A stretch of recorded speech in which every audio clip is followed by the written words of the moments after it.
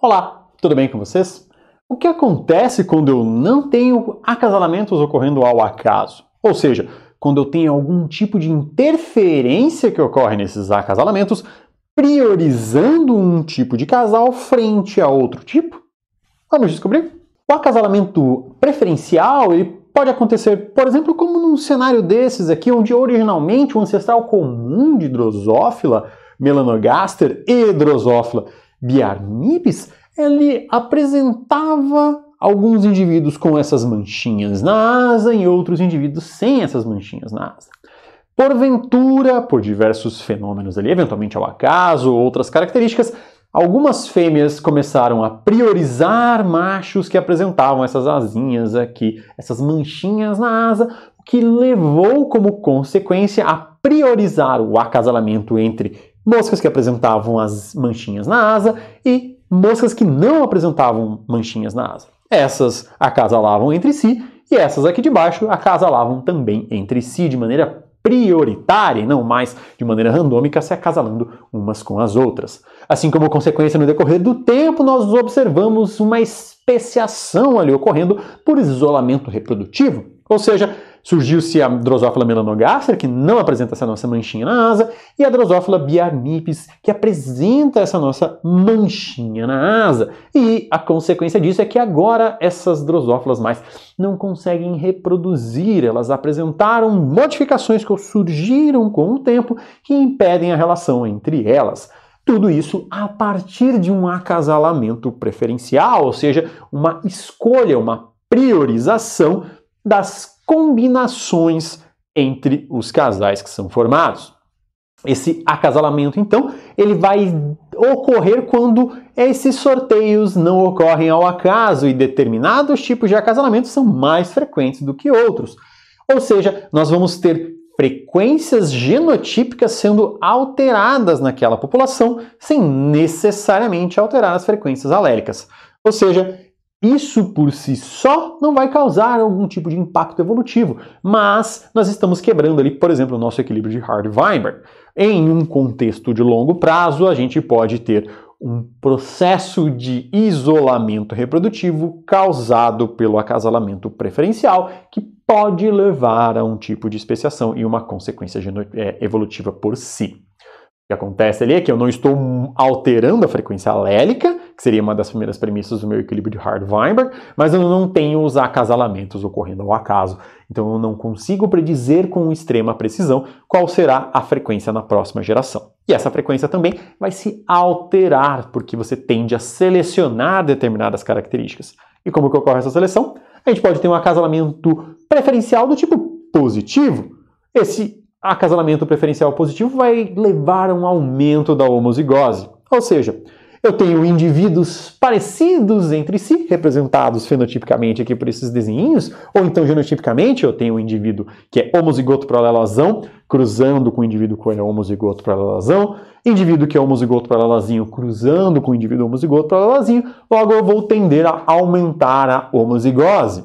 Outra possibilidade é não ter um acasalamento preferencial positivo, mas sim um acasalamento preferencial negativo, que é justamente quando eu quero e tenho a priorização de casais que envolvam características contrastantes. Assim eu estarei aumentando a minha heterozigose, onde eu tenho um indivíduo azão-azão cruzando com um azinho-azinho, ou então um indivíduo azão-azinho cruzando com um azinho-azinho, ou então um indivíduo azão-azinho cruzando com um azão-azão. A tendência é justamente evitar, reduzir os acasalamentos entre indivíduos que sejam com a mesma característica, ou seja, você está negativando a presença, você está aumentando a heterozigose e reduzindo a homozigose. E aí nós caímos na situação de endogamia ou endocruzamento, que é justamente o acasalamento entre indivíduos que são aparentados entre si, ou seja, mais aparentados entre si do que a média da população como um todo.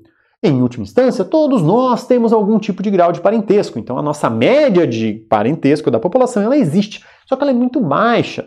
Quando nós pegamos uma determinada família e começamos a cruzar esses indivíduos dentro dessa nossa família, nós temos um aumento desse nosso grau de parentesco em relação à média da população. Consequentemente, nós temos um cenário de endogamia ou endocruzamento ali acontecendo.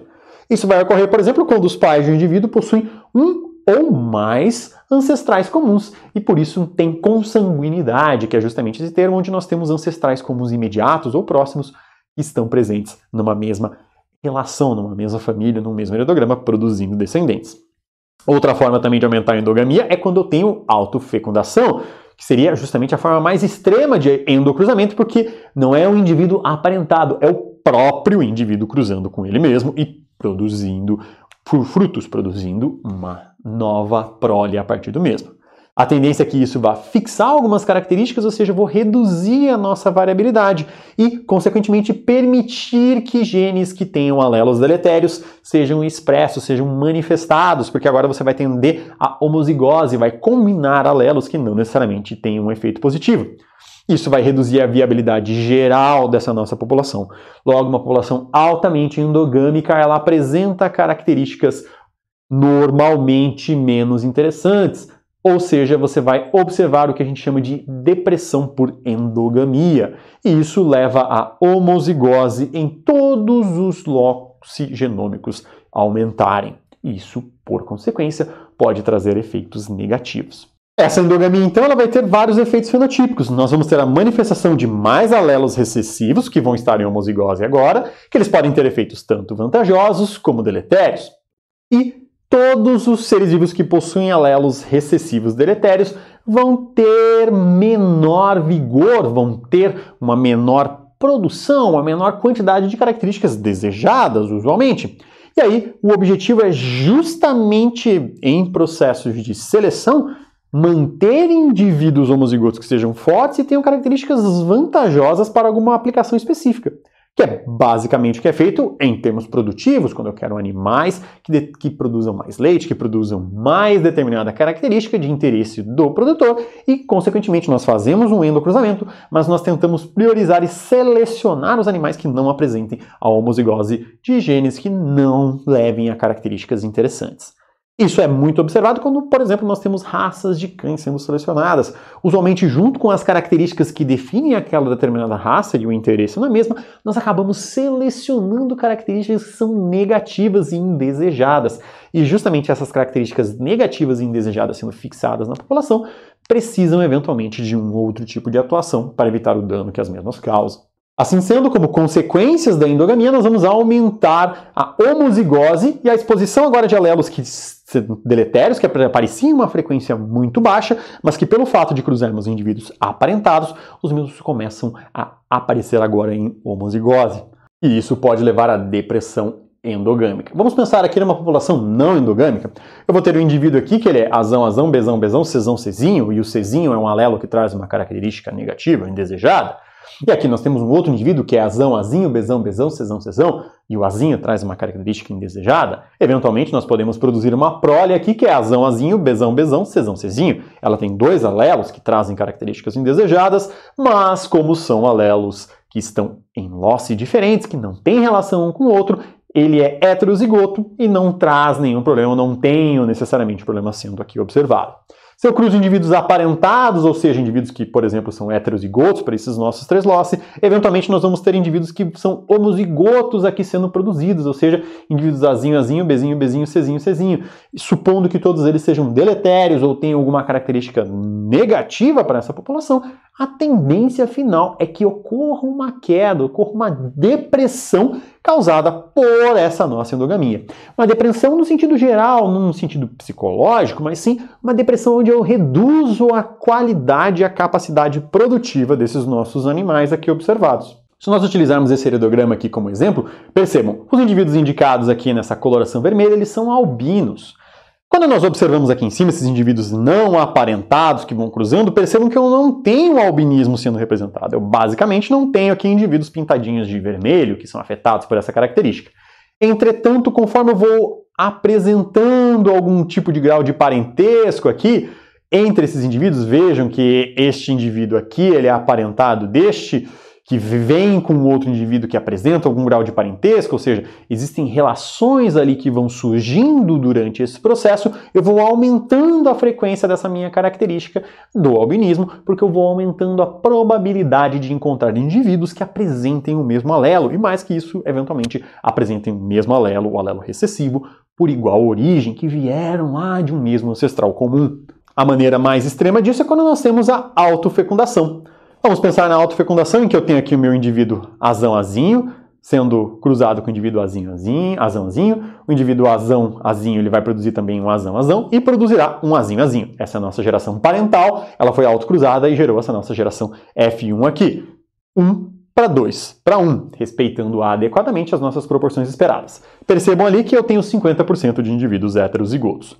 Quando eu vou para uma geração F2, que é autofecundada, percebam, quem é azão-azão é autofecundado e somente vai produzir indivíduos azão-azão. Quem é azinho-azinho é autofecundado e somente vai produzir indivíduos azinho-azinho. Agora, aqui dentro dos nossos indivíduos heterozigotos, nós vamos ter dentro deles a proporção de 1 para 2 para 1. Ou seja, nós já caímos aqui para 25% de indivíduos heterozigotos. Na nossa geração F3, o que vai acontecer de novo? Indivíduos homozigotos endocruzados ou autofecundados, autofecundados. Nós reduzimos ainda mais a frequência de cruzamentos entre indivíduos heterozigotos. O que nós observamos, caímos aqui para 12,5% de azão-azinho. Em uma geração F4, nós teremos de novo autocruzamento. Isso é essa fatia aqui central que pode nos trazer os cruzamentos que levam a indivíduos heterozigotos. Portanto, a nossa frequência de heterozigotos cai ainda mais. O caso de autofecundação é justamente o exemplo onde você tem a maior velocidade no processo de exclusão de determinados genótipos. Aqui no caso de exclusão dos heterozigotos. Você reduz os heterozigotos e aumenta os homozigotos presentes naquela população. E aí nós vamos ter o coeficiente de endocruzamento. Esse coeficiente vai nos dar uma previsão de qual é a probabilidade de um determinado indivíduo ter recebido um determinado alelo de origem comum. Vamos pensar nesses dois cenários aqui avaliados. Eu tenho esse progenitor que deu origem, passou aqui para o indivíduo B e para o indivíduo C, determinados alelos. Eventualmente, B e C podem ter alelos que são comuns por origem, ou seja, o mesmo alelo que veio aqui para o indivíduo C, ele veio também para o nosso indivíduo B. Outra situação é uma como essa aqui observada. Percebam, estamos ali trabalhando com a parte de cima aqui desse nosso exemplo ao lado. A pode ter passado um alelo para B e o mesmo alelo para C. Agora, se esses dois indivíduos aqui se combinam para formar um casal e produzir esse nosso outro indivíduo aqui embaixo, percebam, eu posso passar o mesmo alelo que veio de A, tanto aqui pelo indivíduo B quanto pelo indivíduo C. Então, na verdade, esse indivíduo aqui embaixo, ele vai ter dois alelos, sim, que um veio do seu pai e outro veio da sua mãe, mas que no final das contas, ambos vieram de um dos seus avós. Ou seja, existe ali uma situação onde eu estou enriquecendo para um determinado alelo. Eu tenho um alelo que ele é igual por origem, aquele indivíduo ele é homozigoto e a homozigose dele é de alelos que têm exatamente a mesma origem aqui nesse nosso parental observado como A.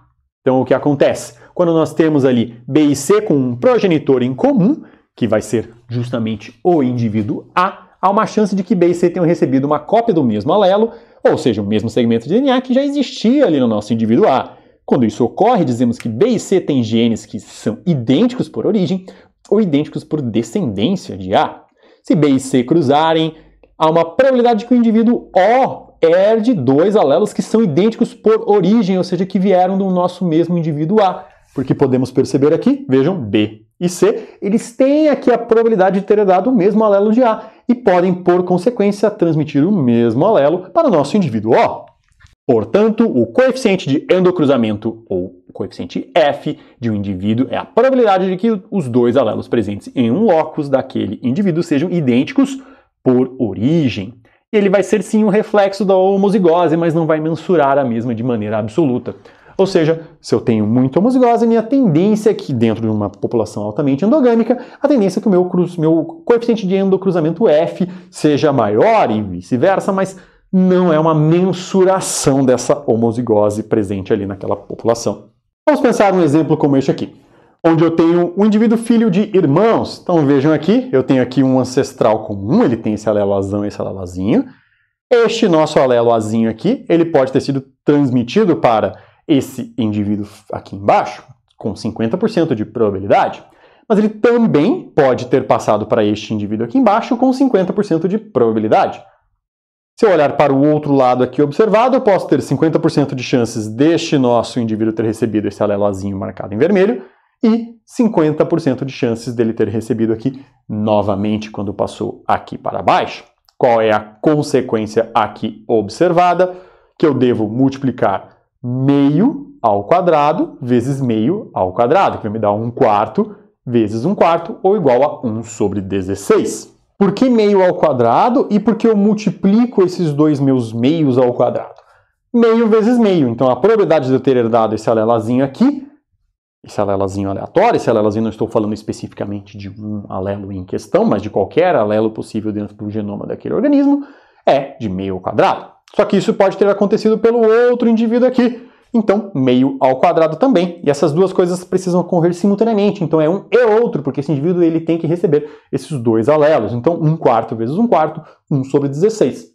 E esse alelazinho ele pode estar em qualquer um dos cromossomos dos dois avós. Porque esse indivíduo aqui, ele não só deste parental, deste indivíduo, desse avó que ele partilha, mas a outra avó também. Não só o avô, mas também a avó. Logo, eu preciso pensar que é 1 sobre 16 mais 1 sobre 16 dos dois cromossomos do nosso avô, mais 1 sobre 16 mais 1 sobre 16 dos dois cromossomos da nossa avó. Ou seja, 4 sobre 16, ou 1/4, nosso coeficiente de endocruzamento aqui, para um indivíduo filho de irmãos, é de 1/4. Percebam agora nesse exemplo, onde o indivíduo é filho de meio-irmãos, ou seja, eu não tenho aqui os dois avós podendo transmitir, eu tenho apenas ele vindo deste avô para esta mãe, que veio para o indivíduo, ou então por este outro caminho aqui observado.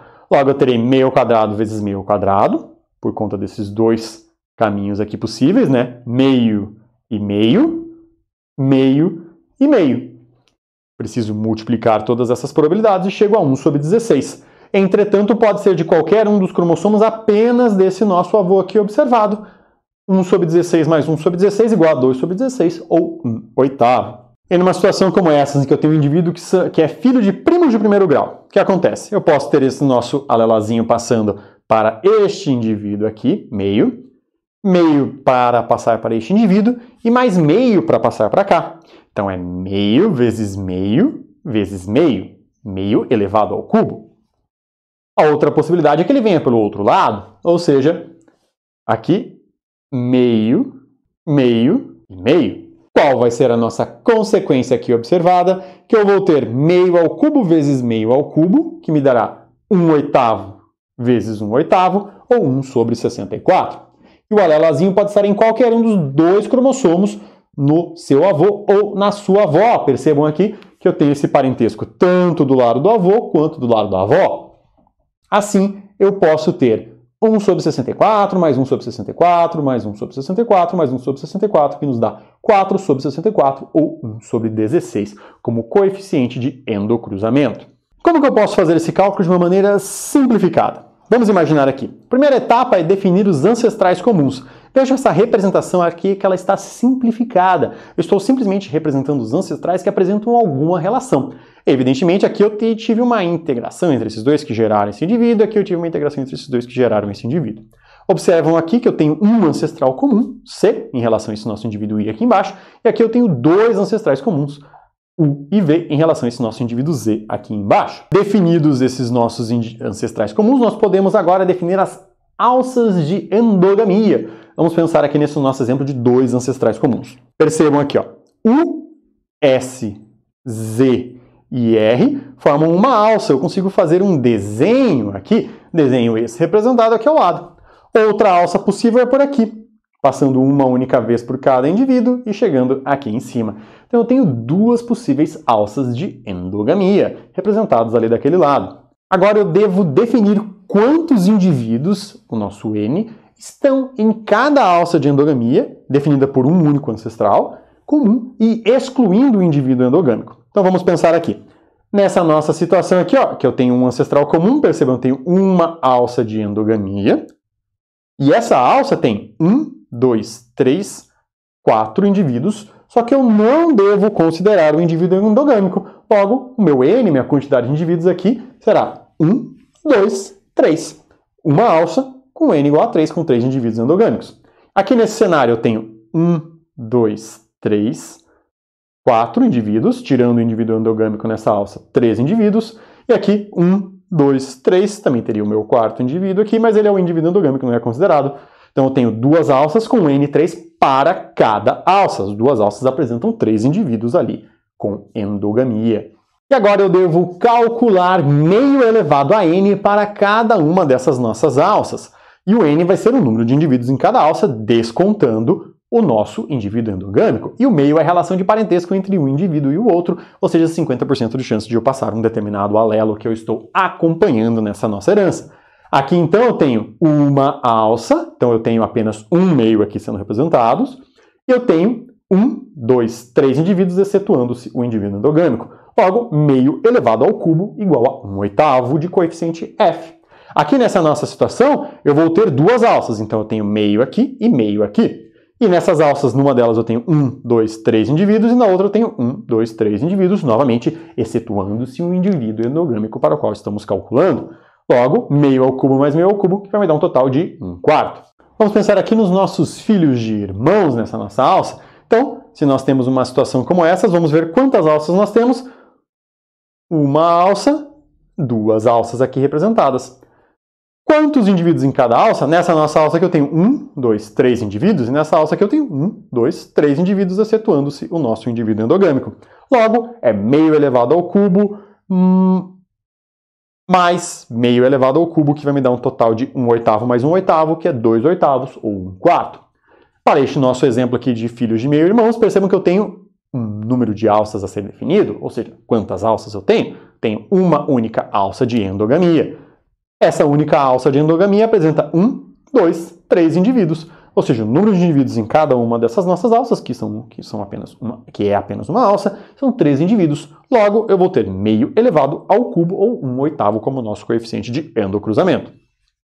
Se eu tenho filhos de primos sendo avaliados, que eu devo perceber, vejam essa nossa situação, a primeira pergunta é quantos indivíduos eu tenho em cada alça. Nós temos aqui uma alça longa que vem por aqui, como vocês podem perceber, e outra alça longa que passa por nossa avó ali em questão, sendo avaliada. Vamos levar em consideração, que no caso, bisavó, né? Vamos levar em consideração, então, quantos indivíduos eu tenho, excetuando-se o nosso indivíduo aqui embaixo. Eu tenho aqui 1, 2, 3, 4, 5, nessa alça que passa por este macho aqui em cima, ou então 1, 2, 3, 4, 5 na alça que passa pela fêmea. Logo, eu tenho duas alças e cada uma dessas alças apresenta 5 indivíduos envolvidos. Meio elevado à quinta e meio elevado à quinta, que vai dar 1/32 mais 1/32, ou 2/32, que é 1/16, como o nosso coeficiente de endocruzamento. E se eu tenho uma situação dessa de primos de primeiro grau duplos, devemos prestar atenção e primeiro obter quantas alças nós temos aqui. Percebam que eu tenho uma alça que vem por aqui, vai até esse macho, desce aqui, vem para baixo. Outra alça que também vem para este lado, só que passa pela fêmea e não pelo macho. Uma alça que vem para cá e passa pela minha fêmea. E outra alça que também vem para cá, só que ela passa pelo macho. Então nós temos 4 possíveis alças de endogamia. E quantos indivíduos nós temos em cada alça, desconsiderando o indivíduo endogâmico? 1, 2, 3, 4, 5 indivíduos. Em todas essas alças aqui, nós vamos observar 5 indivíduos mais o indivíduo endogâmico. Logo, eu preciso pegar meio elevado à quinta mais meio elevado à quinta mais meio elevado à quinta mais meio elevado à quinta. E, ao realizar este nosso cálculo e somarmos esses meios elevados à quinta, nós teremos um total de 1/8 como nosso coeficiente de endocruzamento.